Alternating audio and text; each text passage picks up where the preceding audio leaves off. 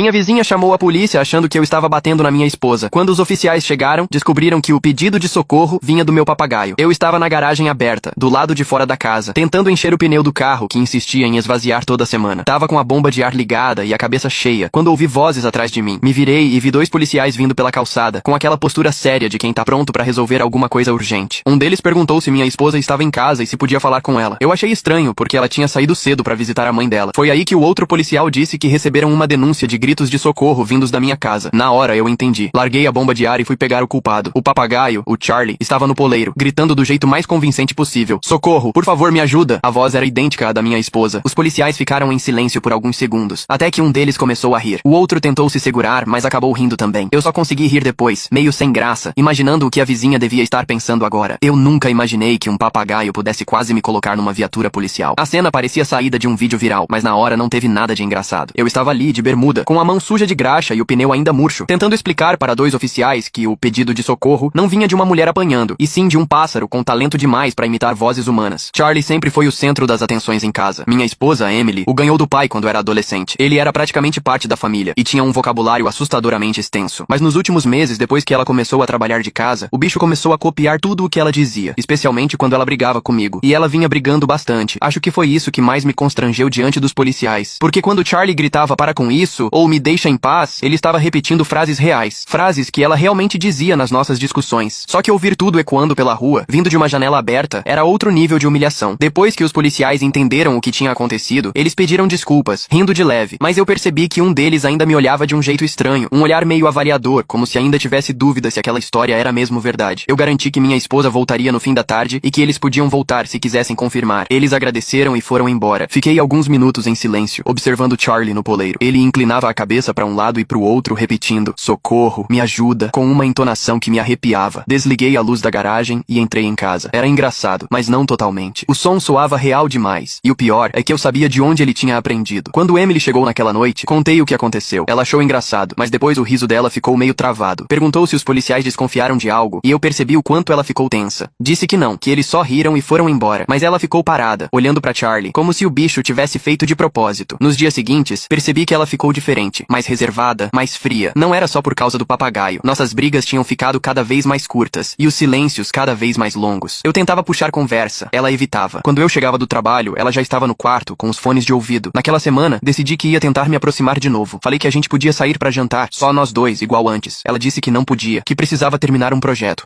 Mas algo nela me incomodou. Aquele tom de quem nem tentava mais disfarçar o desinteresse. No sábado, saí cedo pra comprar mantimentos. Quando voltei, encontrei a casa estranhamente silenciosa. Charlie não estava no poleiro. Procurei por toda parte, e nada. Achei estranho, porque Emily nunca deixava ele solto.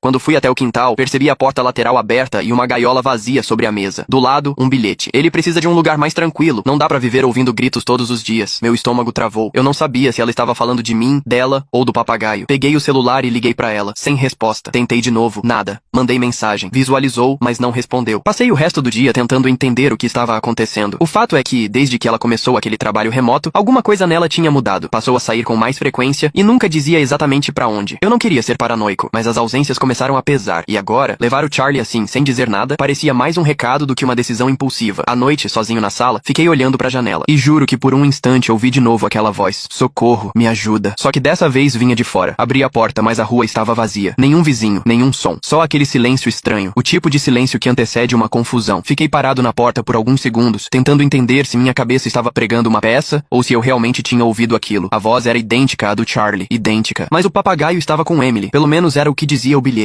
Entrei de novo, fechei a porta e sentei no sofá. Tentei me convencer de que era só coisa da minha mente. Talvez algum vizinho estivesse imitando a situação, ou até um som vindo da TV de alguém. Mas quanto mais eu pensava, mais desconfortável eu ficava. Peguei o telefone e liguei pra Emily de novo. Dessa vez ela atendeu, mas a voz estava fria, distante. Disse que estava na casa da mãe, que o Charlie estava bem e que era pra eu parar de ligar. Tentei falar que só queria entender o motivo dela ter levado o papagaio, mas ela encerrou a ligação antes que eu terminasse a frase. Fiquei olhando pra tela do celular acesa, com aquela sensação de rejeição queimando no estômago. A casa parecia parecia maior, mais vazia. Eu podia ouvir o barulho do relógio da cozinha marcando os segundos, e o som parecia cada vez mais alto. Nos dias seguintes, tentei seguir a rotina. Trabalho, supermercado, silêncio. Às vezes, eu até esquecia o quanto tudo tinha ficado estranho, até o telefone tocar de novo. Era minha vizinha, a mesma que tinha chamado a polícia antes. Ela disse que ouviu de novo os pedidos de socorro, e queria saber se estava tudo bem. Na hora, senti o corpo inteiro gelar. Eu garanti que estava tudo bem, mas desliguei tremendo. Corri pra fora e olhei em volta. Nada, nenhum som. Mas depois, quando o vento passou, eu ouvi de novo, fraco, vindo de algum lugar no quintal. Me ajuda, por favor. Corri até o fundo, e quanto mais me aproximava do galpão de ferramentas, mais clara a voz ficava. Abri a porta,